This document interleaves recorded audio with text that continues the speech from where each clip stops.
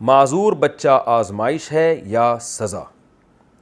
मेरा एक बच्चा 1 साल का है, 4 महीने तक दूध पीता रहा और इसके बाद इसने दूध छोड़ दिया। इसका सीटी स्कैन वगैरह करवाया तो डॉक्टरों ने कहा कि इसको ब्रेन का इशू है। अब वो जो इस तरह के माजूर बच्चे होते हैं, ये अल्लाह ताला की तरफ से आजमाइश होती है या माँ बाप के करतूत होते हैं जो इनके आगे आते हैं। सहरिश लाहौर से।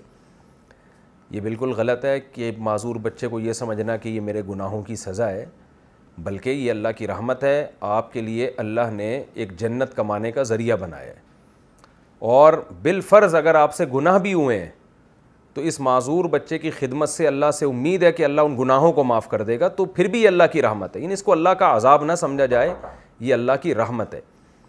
हज़रत सुलेमान अलैहिस्सलाम से ख़ता हुई थी। उन्होंने कहा था कि मेरे जो है ना 100 बेटे पैदा होंगे और अल्लाह के रास्ते का मुजाहिद बनाऊँगा। इंशाअल्लाह नहीं कहा उन्होंने।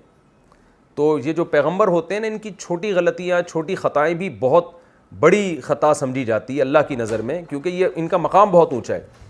तो अल्लाह ने, चूँकि इंशाअल्लाह आपने नहीं कहा, तो अल्लाह ताला ने आपको तंबीह क्या की कि आपका 100 बेटों के बजाय एक माजूर बच्चा पैदा हो गया। तो उससे क्या हुआ कि आपसे जो ख़ता हुई थी वो अल्लाह ने माफ़ कर दी। तो अब उसको भी हम अल्लाह का अज़ाब नहीं कहेंगे। भाई वो हज़रत सुलेमान अलैहिस्सलाम से एक छोटी सी ख़ता हुई थी, उसका इज़ाला हो गया उससे, और सुलेमान अलैहिस्सलाम को अपनी गलती का एहसास हुआ, जिससे उनका अल्लाह से क़ुर्ब और ज़्यादा बढ़ गया। तो बाज़ दफ़ा ऐसे होता है कि मुसलमान से कोई ख़ता होती है तो उस पर कोई आजमाइश आती है, लेकिन वो आजमाइश सज़ा के तौर पे नहीं आती, बल्कि अल्लाह उसको दुनिया में ही उसकी ख़ताओं को माफ़ कर देते हैं उस आजमाइश की वजह से। और बाज़ दफ़ा ऐसे भी होता है कि कोई ख़ता नहीं होती, बल्कि वैसे ही अल्लाह की तरफ से एक आजमाइश होती है। आपसे कोई गुनाह नहीं होता, वैसे ही आजमाइश होती है ताकि आपकी आखिरत में दर्जात बुलंद हो। तो अब आप इस बहस में ना पड़ें कि आपसे कोई गुनाह हुआ है या नहीं हुआ, बल्कि आप ये देखें कि जो भी है ये बच्चा अल्लाह की तरफ से मेरे लिए गिफ्ट है, रहमत है, और ये इंशाअल्लाह मेरी क़यामत के दिन अल्लाह ने चाहा तो निजात का ज़रिया बनेगा।